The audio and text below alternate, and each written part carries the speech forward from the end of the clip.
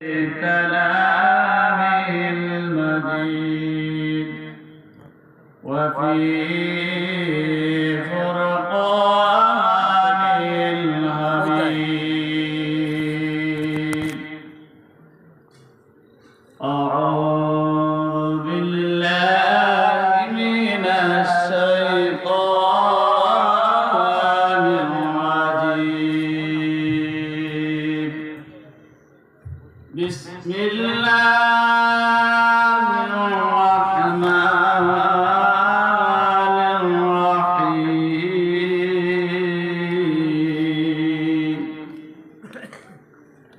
إن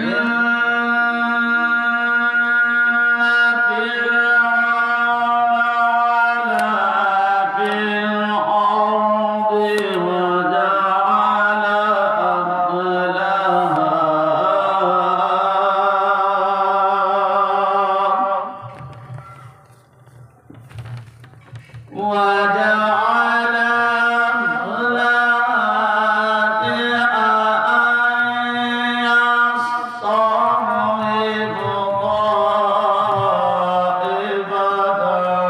منهم يذبح أبناءهم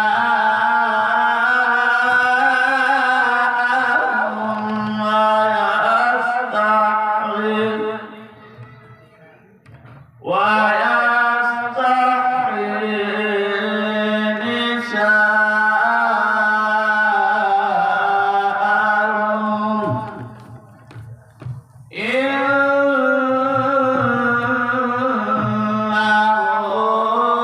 كان من المفسدين.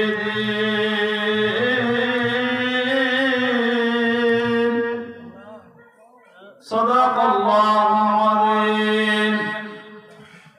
قال رسول الله صلى الله عليه وسلم قال سيأتي الزمان على أمتي تكون قلوبهم كقلوب الذئاب وكلامهم ككلام الأنبياء وقيلهم كفعل الكرائم. أنا بريء مني وهم بريئون مني أو كما عليه الصلاة والسلام.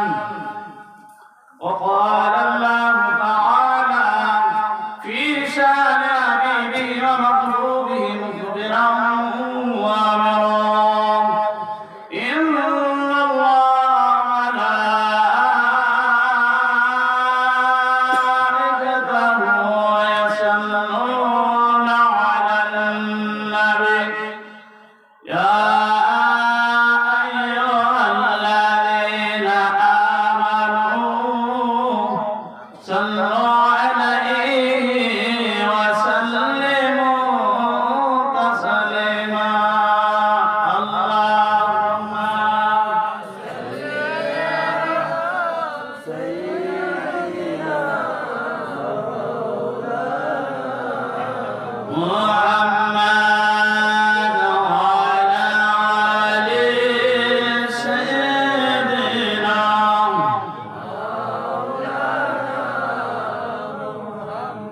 প্যারে হাজিরিন, আমার নবীজি ফরমান মান সাল্লা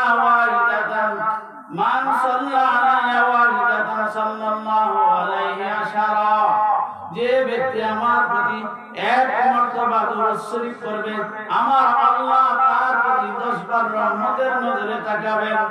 এতে মহব্বতের সাথে সব কিছুর মধ্যে মহব্বত থাকতে হয়। মহব্বত তারা কামিয়াবি হওয়া যায় না। যেমন গত 2 দিন আগে দেখলাম মাত্র নবীজির হাদিস হলো মান আহাব্বা সুন্নতি ফাকাদ আহাব্বানি ওয়া মান আহাব্বানি কানা মাই ফিল জান্নাহ। সুন্নতের ফজিলতের মধ্যে লিখতে গিয়ে শেষ মুহূর্তে একটা কথা লিখেছে অত্যন্ত আমাদের জন্য অত্যন্ত উপকারী এবং আমাদের জীবনের পাথেয় বলা যেতে পারে। প্রথম কথা হলো কোনো মানুষ যদি মহব্বতের সাথে আন্তরিকতার সাথে তার গালের মধ্যে অর্থাৎ চেহারার মধ্যে রাসূলের সুন্নতকে ধারণ করেন, কাল কিয়ামতের দিন ময়দানে মহাশরে যদি আল্লাহর আরশের ছায়ার তলে ওই ব্যক্তি কোনো কারণে স্থান পায় না, আমার আল্লাহ দাড়িকে ছাতা বানায়া ওই ছাতার নিচে তাকে ছায়া দিবে। সুবহানাল্লাহ। সব হইল মহব্বত। وعن أبي أمامة رضي الله تعالى عنه وعن أبي أمامة رضي الله تعالى عنه قال قال رسول الله صلى الله عليه وسلم من أحب لله وأبغض لله ومنع لله وأطاع لله فقد استكمل الإيمان. هذه আমার নবীজি ফরমান যা কিছু করো আল্লাহকে খুশি করার জন্য করো, আল্লাহর রাস্তায় করো। এখন আমরা যে বলছি জ্ঞানের ব্যাপারে একটা দলিল আছে, আর শয়তান জাসিমু আলা কলবি ইবনে আদম, প্রত্যেকটা বনি আদমের কলবের ভিতরে শয়তান বসা আছে। ফাইদা যাকারাল্লাহ, যখন সে আল্লাহকে স্মরণ করে, যখন সে আল্লাহকে স্মরণ করে সাথে সাথে সে দূরীভূত হয়ে যায়। ওয়াইদা গাফালা ওয়াসওয়াসা, আর যখন সে আল্লাহ স্মরণ থেকে গাফিল হয়ে যায় তখন শয়তানে তারে ধোঁকা দেওয়া শুরু করে। এতে মহব্বতের সাথে একজনের শ্বাস আর এক মুমিনের শ্বাস আরেক মুমিনের জন্য শিফা, পাশাপাশি একত্রিত হয়ে বসি, দূর বসি না, পাশাপাশি বসি।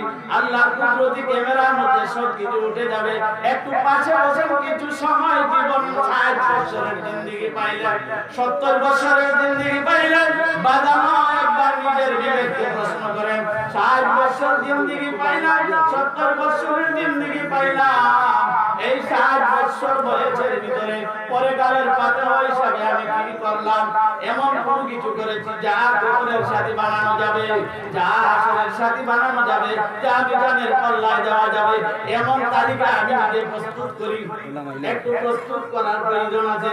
রাত্রের বেলা ঘুমান, নিজেকে বাড়িতে মাথা রাখার পরে সর্বপ্রথম নিজেকে নিজে নসিহত করেন।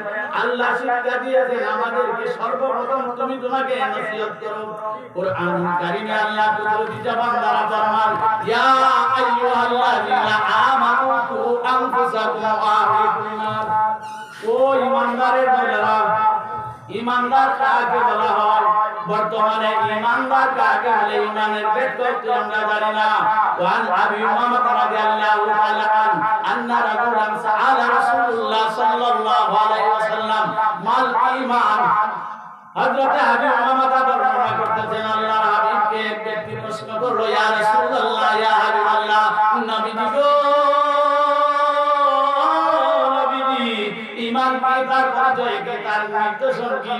আল্লাহর হাবিব জবাব দিতেছেন, ওয়ালা ইযা সারাতকা সালাতুক ওয়া সাআতকা সাইয়াতুক ফা আনতা মুমিন। জুরে জুরে বলুন সুবহানাল্লাহ।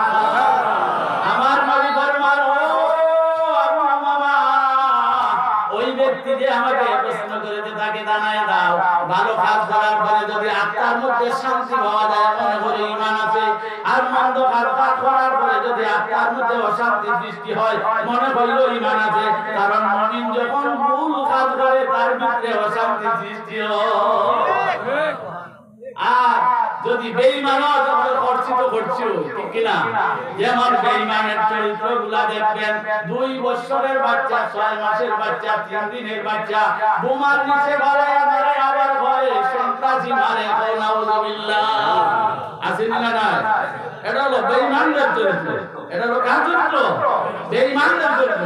আর মুমিনের চরিত্র আমার নবী ফরমান, ওয়ালা ইযা সারাতকা সালাতুক, যখন তুমি ভালো কাজ করার পরে আত্মার মধ্যে শান্তি পাইবা।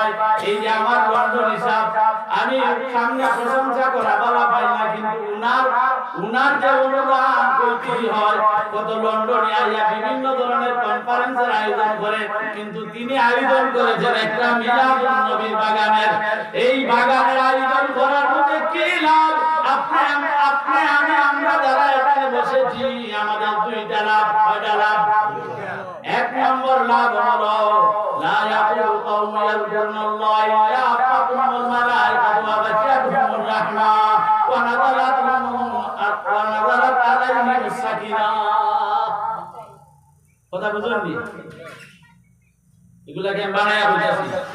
2 নম্বর লাভ হলো বাজার, 2 নম্বর লাভ হলো আপনি আমার আব্বা আম্মা দাদা দাদি নানা নানি পূর্বপুরুষ কবর আছে, জানি না কোন হালতে আছে, আমরা মা বাবা যারা কবর আছে, আমার আল্লাহ একটা ফরমানা জারি করে দেন, একটা নোটিশ জারি করে দেন, ও ফেরেশতারা একবার তোমরা সাদুল্লাহপুরের দিকে তাকাও রে, সাদুল্লাহপুরের দিকে তাকাও, ওই মজলিসের দিকে তাকাও, সাদুল্লাহপুরের দিকে একটু তাকাও। আমার বন্ধুর কিছু প্রেমিকেরা, আমার বন্ধুর কিছু আশিকরা বসে আমার নবীর প্রতি দুরূদ শরীফ পড়তেছে আর জীবনের গুনাহ স্মরণ করিয়া চোখের পানি ফেলতেছে।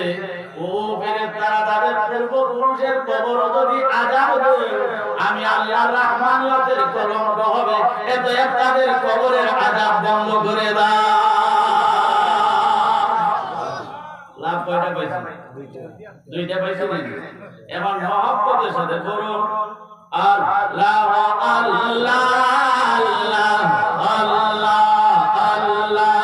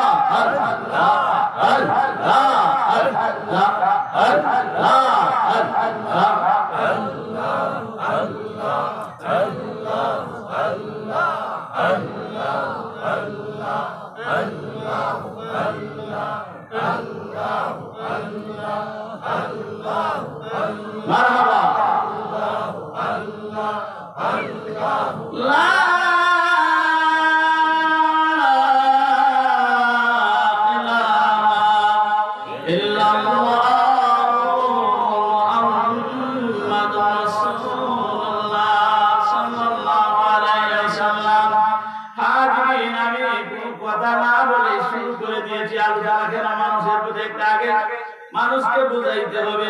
একটা ছোট বাচ্চাকে আপনি স্কুলে দেন, সে গাড়ি মাই করে স্কুলে যায় না, আছে না যায় না, কিন্তু পয়লা দিন যদি তার এখানে উপটুকুন দিয়ে আপনি পৌঁছাইতে পারেন, পাঠশালা কমপ্লিট, এবার ক্লাস 10 কমপ্লিট, এখন আর দেখা যায় তারে লয়া যাওয়া লাগে না, সে নিজেই ইচ্ছাই যায়।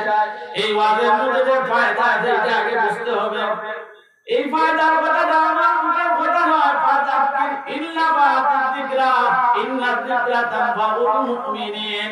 আমার আল্লাহ বলেন, ফাযাক্কির, তোমরা ওয়াজ করো, জিকির করো, ইন্নায যিকরা, ইন্না ওয়ারকাবাল মুশাব্বাবিল ফিল জালাল, সম্প্রদায় আছে সবাই বলেন নিশ্চয় নিশ্চয়, ইন্নায যিকরা তানফাউল মুমিনিন, মুমিনের জন্য ফায়দা আছে। কার জন্য ফায়দা? মুমিনের জন্য ফায়দা। অন্য আয়াতে আমার আল্লাহ বলেন, ইন্নাল হাসানাতি ইউযহিবুনা সাইয়্যাত।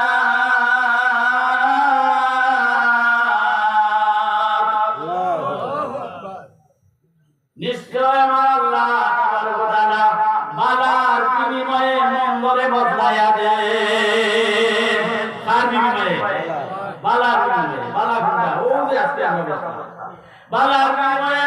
এর ব্যাখ্যা ইমাম গাজ্জালী রাহমাতুল্লাহি তাআলা আলাইহি লিখেন, বান্দা যদি তার জীবনে কোন সময় শয়তানের প্ররোচনায়, শয়তান আমরার লগি ভাই, মানুষ কিনা মানুষ না, শয়তান আমরার লগি ভাই, শয়তান আমরার রোগের রেশায় থাকে, এর ভাষা হইল আমরার ভিতরে। আর শয়তান রাসিমু আলা কলবি ইবনে আদম, প্রত্যেকটা বনি আদমের কলবের ভিতরে শয়তান বসা। আইদা যাকারাল্লাহ, যখন সে আল্লাহকে স্মরণ করে, সাথে সাথে সে দূরীভূত হয়ে যায়। ওয়াইদা গাফালা ওয়াসওয়াসা, আর যখন সে গাফিল হয়ে যায়, তখন তারে ওয়াসওয়াস দেওয়া শুরু করে। শয়তান আমরারে যখন একলা পায়, একা একা পায়, পাওয়া মাত্র সে ওয়াসওয়াস দেওয়া শুরু করে। এর মধ্যে বর্তমান ডিজিটাল জামানায় সবচাইতে বড় একটা শয়তানের প্রতারণা হইল বাজানো আমি বড় না আপনি বড়। ওই হুজুর থেকে আমি বড় অনেক বড় আছেন না না এই বিদা এই থেকে আমি কত বড় হুজুর আছেন না না নাম বানায় হইয়া এই যে হেমাগতি নাই শিখতে হবে কোথায় থেকে অহংকারী ভাব দূর করতে হবে কোথায় থেকে শিক্ষা গ্রহণ করুন কিতাব থেকে। শেখ সাদি রাহমাতুল্লাহ তাআলা আলাইহি বিশ্ব কবি শেখ সাদি জিনার জীবনে শুধু কবিতা লিখেছে। হঠাৎ একদিন নিজেকে প্রশ্ন করে বলে শেখ সাদি তোমার জীবনে তুমি কত কবিতা লিখলা? শেখ সাদি ওই কবিতা থেকে কোন কবিতা কি মিজানের পাল্লায় দেওয়া যাবে? শেখ সাদি নিজেকে প্রশ্ন করে আবার জবাব দেয় না দেওয়া যাবে না। তাহলে মিজানের পাল্লায় দেওয়া যায়, কবরের সাথী বানানি যায়, কবর নেওয়া যায়, আসরের সাথী বানানি যায়, এমন কিছু লিখো। নিজেকে প্রশ্ন করে আবার লিখতে শুরু করে সর্বপ্রথম তিনি তিনটা পংক্তি লিখলেন, তিনটা লাইন তিন লাইন, তিনটা পংক্তি বা তিনটা লাইন লিখলেন। বালাগাল উলা বিকামালিহি কাশাবাত ফুজা বিজামালিহি হাসনাত জামিয়ান ফিসালিহি। এই তিনটা পংক্তি লিখিয়া তিনি আটক হয়ে গেছেন, আর লিখতে পারেন না। বাদানো আপনি যেদিকে যান এদিকে একটা স্বাদ বা মজা থাকতে হবে, এটার মাঝে একটা মিলও থাকতে হবে, ঠিক কিনা?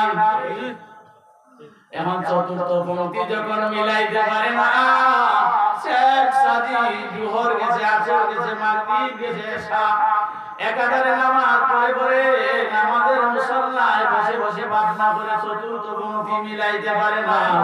এশার নামাজ আমাদের দুইটা হাত মালিকের দরবারে তোলে কান্দতে, আল্লাহ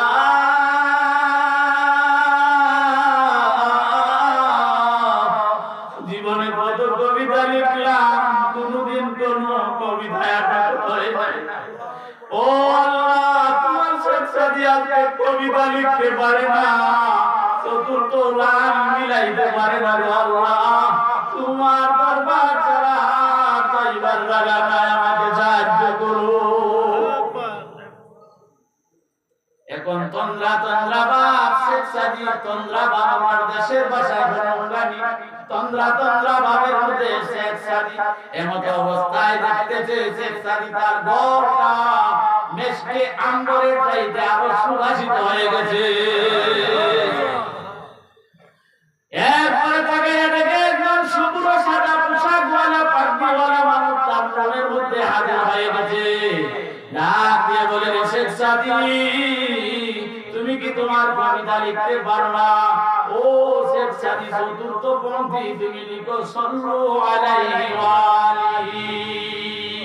যখন এই কথা বলেছে শেখ সাদি দৌড় দিয়া গিয়া কদম মুবারকের মধ্যে যাবয়া বলে কে আপনি? এই বিপদের সময় আমাকে সাহায্য করলেন, আপনার দুই কদমে ধরলাম, যে পর্যন্ত আপনার পরিচয় দিলেন না এর আগ পর্যন্ত আপনার কদম ছাড়ব না। তিনি ডাক দিয়ে বলেন তুমি আমাকে চেনো না রে শেখ সাদি? আমি উম্মতের কান্ডারি, দুজাহানের বাদশাহ, সরকার দু কায়নাত, মক্কার দুটি মদিনার বুকুলের সাথে প্রিয় নবী মুহাম্মদুর রাসূলুল্লাহ সাল্লাল্লাহু আলাইহি ওয়াসাল্লাম।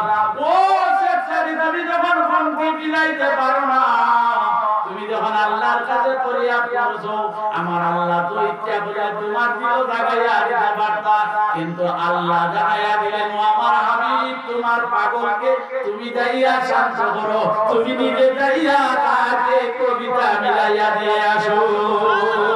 আল্লাহ নবী নূরের নবী গো আপনি নবী আমার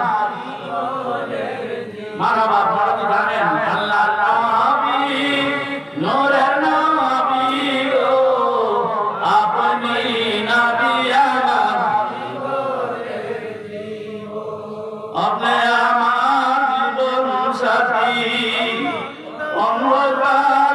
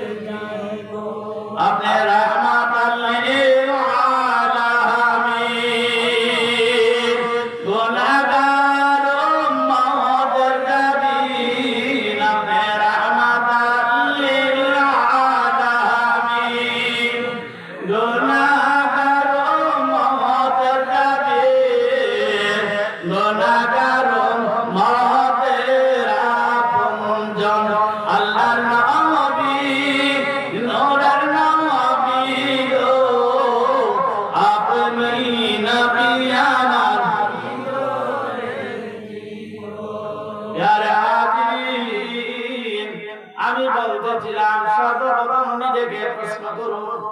আমার আল্লাহ বলেন ইয়া আইয়ুহাল্লাযীনা আমানু কু আনফুসাকুম ওয়া আহলিকুম নার, তুমি বাঁচো, তোমার আহলকে বাঁচাও। আগে বাঁচো তুমি, বাঁচো আগে তুমি, বাঁচো। সর্বপ্রথম নিজেকে বাঁচার চিন্তা করো। বালিশে যখন মাথা রাখবেন বাজানো, বাজান আমার মতন কত যুবক অন্ধকার কবর আছে, আমার মতন কত মানুষ, লাখ লাখ কোটি কোটি মানুষ অন্ধকার কবর আছে। আমাকে মালাকুল মউতে চিঠি দিবে না, টেলিফোন দিবে না, কোনোবার সংবাদ দিবে না, হঠাৎ এসে নিয়ে যাবে। বাজার বালিশে মাথা রাখার পরে সর্বপ্রথম আপনি এই কথাটা ইয়াদ করুন, এই মুহূর্তে যদি আমি মারা যাই, এ আমার নবীজি ফরমান আকসিরু যিকরি আদিল লাজ্জাতিল মাউত, বেশি বেশি করে মউতকে স্মরণ করো। কাকে স্মরণ করবেন? মউতকে যখন স্মরণ করবেন অহংকারী ভাব ভিতর থেকে দূরীভূত হয়ে যাব। আর মউতকে যখন স্মরণ করবেন আপনার মনটা ওই দিকে ধাবিত হইব। মউতকে যখন স্মরণ করবেন আপনার ইবাদতের মধ্যে মন বসবে, কারণ এই ইবাদতে মন বসাইবার প্রথম হাতিয়ার হইল আপনার মউত। জিন্দেগানি মেঘের বাগানি যাচ্ছে চলে যমুনায়, টাকা করি সোনার বাড়ি রইবে পরে দুনিয়ায়। ও বাগান একবার নিজেকে নিয়ে প্রশ্ন করুন।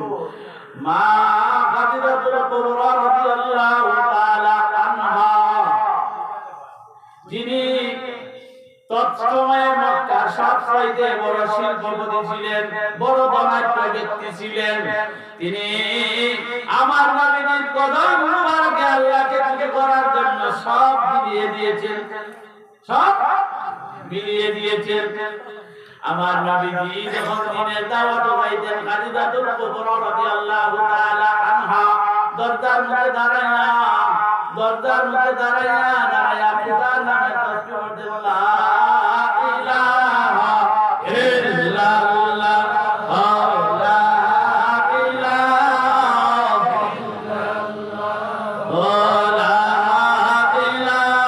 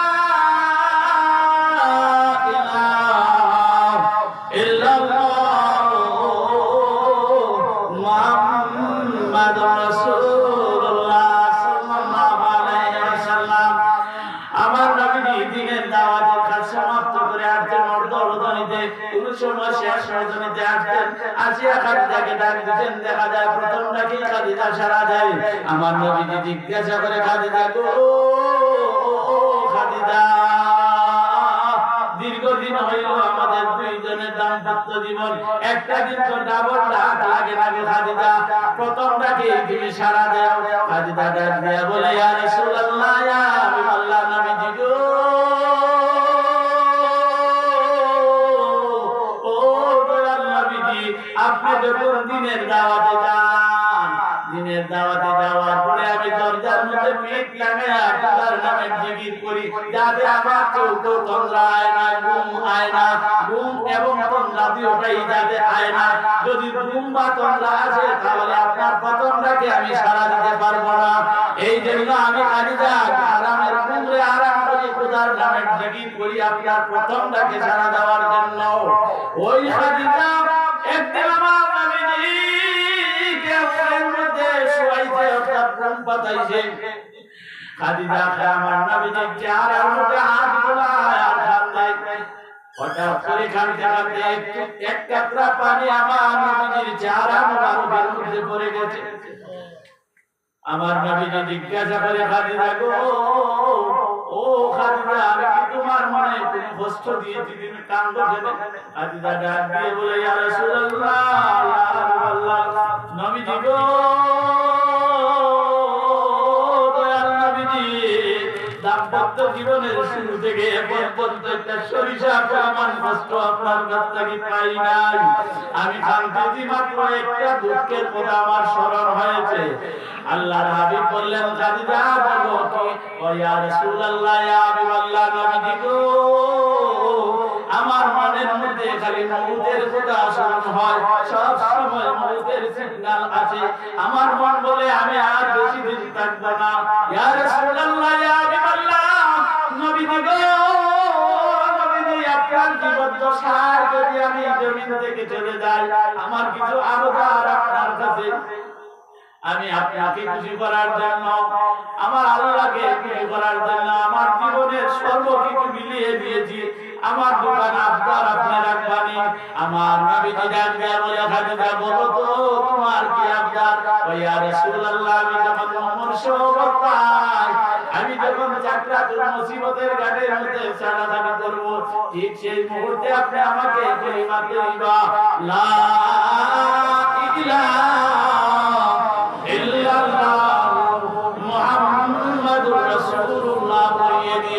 এক নাম্বার দাবি। দুই নাম্বার, ইয়া রাসূলুল্লাহ, নবীজি গো, নবীজি, বাজারে নতুন খাবারের কোনো অভাব নাই, আমার লাগি নতুন কোন খাবারের ব্যবস্থা করবেন না। আপনার জুব্বা খান জুব্বা মুবারক দ্বারা আমার খাবারের ব্যবস্থা করবেন। তিন নাম্বার দাবি, ইয়া রাসূলুল্লাহ, আমার জানাজার ইমামতি আপনি করবেন। চার নাম্বার দাবি, রাসূল গো, সবাই যখন আমাকে মেরে দিয়ে চলে আসবে, আপনি রাসূল আমার কবরের পাশে দাঁড়াইয়া থাকবে। আমার নবীজি খাদিজাকে কবরস্থ করার পরে আমার নবীজিকে চোখ মুবারক থেকে পানি ঝরতেছে, পানি মুবারক ঝরতেছে। আমার আল্লাহ ডাকে, জিবরাইল কোথায় রে? আর দেরি করিস না, এই মুহূর্তে আমার হাবিবের কাছে আমার বন্ধুকে আমার সালাম, যে খাদিজার সর্বস্ব মিলিয়ে দিও আমাকে আমার হাবিবকে পাওয়ার জন্য। ওই খাদিজার কবরের জিম্মাদারি আমি আল্লাহ নিজে নিয়ে গেছি, ওই সংবাদটা আমার হাবিবকে দে। জিবরাইল মুহূর্তের মধ্যে হাজির হয়ে ডাকে, ইয়া রাসূলুল্লাহ, ইয়া হাবিবাল্লাহ, নবীজি গো, ও নবীজি, আপনি খাদিজার জন্য এখানে কাঁদতে হবে না। আল্লাহ আপনাকে সালাম জানিয়েছেন, আল্লাহ বলে দিয়েছেন খাদিজার কবরের জিম্মাদারি আমার আল্লাহ নিয়ে গেছে। বলুন দয়াল নবী গো, কবে যাব বলো সোনার মদিনা? বলুন দয়াল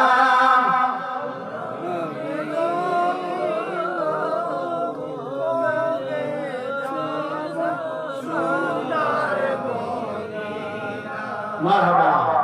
গরিব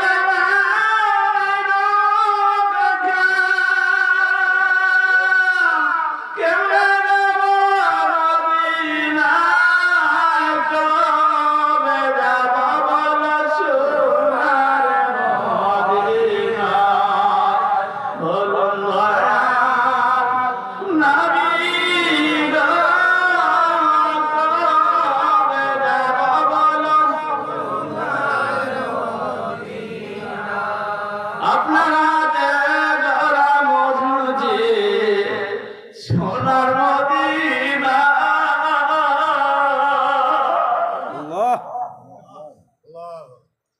আপনারা গড়া মধুজি সোনার মদিনা সেই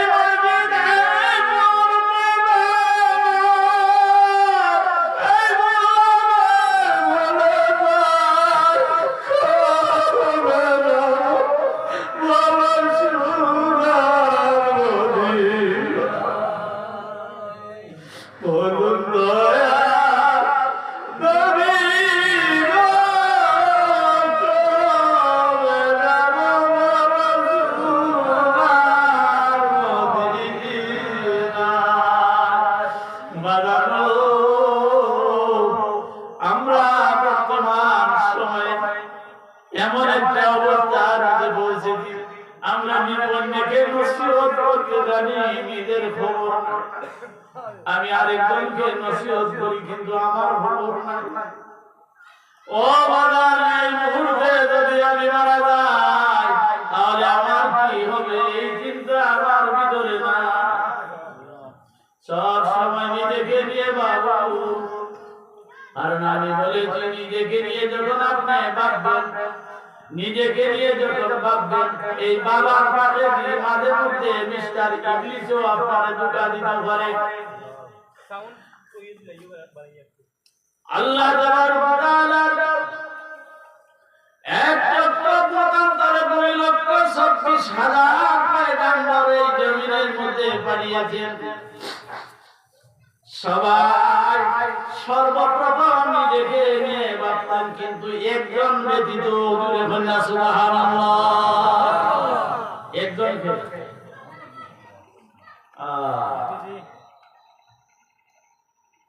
পৃথিবীতে সবাই, শুধু পৃথিবীতে নয়, যারা মুফাসসির আছেন, যারা মুফতি আছেন, তাদেরকে জিজ্ঞাসা করবেন, এই কালু বালা এর ব্যাখ্যা জিজ্ঞাসা করবেন, পাইবেন। রূহ জগতের মধ্যে আমার আল্লাহ যখন জিজ্ঞাসা করলেন, রূহ জগতে আল্লাহ যখন সবাই সব ইনসানকে একত্রিত করে জিজ্ঞাসা করলেন, কেউ কোনো আওয়াজ করে না। বাজার ঠিক আছে, বেরাসেরা বুঝেন না, ঠিক আছে তো জি,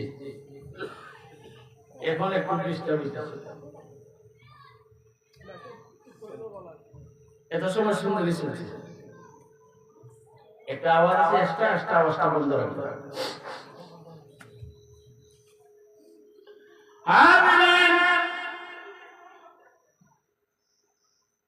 কিয়ামতের আগ পর্যন্ত যত রূহ জমিন আসবে, সবাই একত্রিত করে আমার আল্লাহ জিজ্ঞাসা করলেন, ক্বালু বালা আলাস্তু বিরাব্বিকুম, কিন্তু ক্বালু আলা শব্দটা কেউ বলে নাই, সবাই ছাই হয়েছে, কেউ কথা বলে না।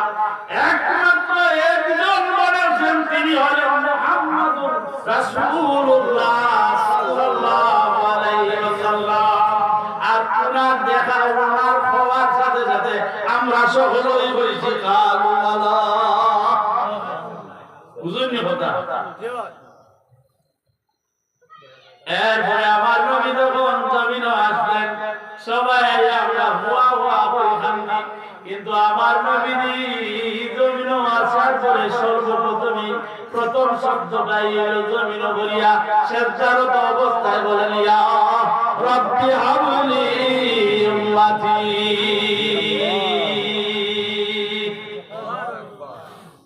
কিন্তু এই নবীকে বলিয়া আমরা আজকে কোথায়? আপনি যা বলেন নবীর শিখানো রাস্তায়, নবীর দেখানো রাস্তায় চলে, নিজেকে একটু সামান্য নবীর উম্মত হিসাবে নবীর রঙে রঙিত করুন। আমি ভূমিকার মধ্যে সর্বপ্রথম বলেছি আবু রাজ কাজী সমরকন্দি রাহমাতুল্লাহি তাআলা আলাইহি লিখিত কিতাব তামবিহুল গাফিলিন। এই কিতাবে আছে, কোন বান্দা যদি রাসূলের সুন্নতকে সুন্নত হিসাবে মানিয়া মহব্বত সহকারে পালন পালন করিয়া খবর যায়, তার যদি কোনো আমল না থাকে, আছে না আপনার মধ্যে কিছু মানুষ কোনো আমল নাই, কোনো কিছু নাই, খবর রাসূলের সুন্নাত লইয়া যখন যাবে, ফেরেশতারা আযাব দেওয়ার জন্য প্রস্তুত হয়ে আসবে। ওই ব্যক্তি ডাক দিয়ে বলবে, আমরা শুনেছি আলিম ওলামারা আলোচনা করেছেন রাসূলের সুন্নাত দাড়ি, এই দাড়িরে মহব্বত করি কেউ যদি তার চেহারায় ধারণ করে, তাহলে কবর ও ফেরেশতা বলে আযাব দিত না। আর আমরা এখন আলহামদুলিল্লাহ আমরা লন্ডনে সবের আছে, আমরা এখন ডিজিটাল একবারে 80 বছরের বেটায় অন্য সকালে একবার বিকালে আছে না নাই জি বাদানো মহব্বত সহকারে দাড়ি রাখুন। ফায়দা হইলো কয়টা? এই দাড়ি রাখার মধ্যে কিতাব খুললে দেখুন 70টা ফায়দা আছে। এর মধ্যে নাম্বার কয়েকটা ফায়দা আমি বলি। 1 নম্বর চোখের বৃদ্ধি কমবে না।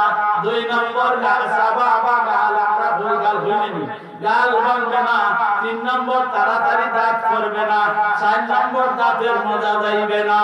এইভাবে অগণিত ফায়দা আছে দাড়ি রাখলে।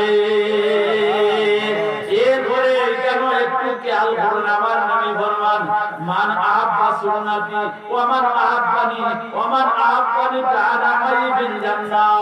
যে ব্যক্তি আমার একটা সুন্নতকে ভালোবাসলো সে আমাকে ভালোবাসলো, আর আমাকে যে ভালোবাসলো সে আমার সাথে জান্নাতে থাকবে। কথা বুঝুন আমার এখানে তো কিছু শিরনির ব্যবস্থাও আছে, যারা আছেন আশেপাশে আইয়ুকা লাভ হলো দুইটা, একটা হলো শিরনিও ভাইয়া আর দুরুদ শরীফ তুলা পড়া।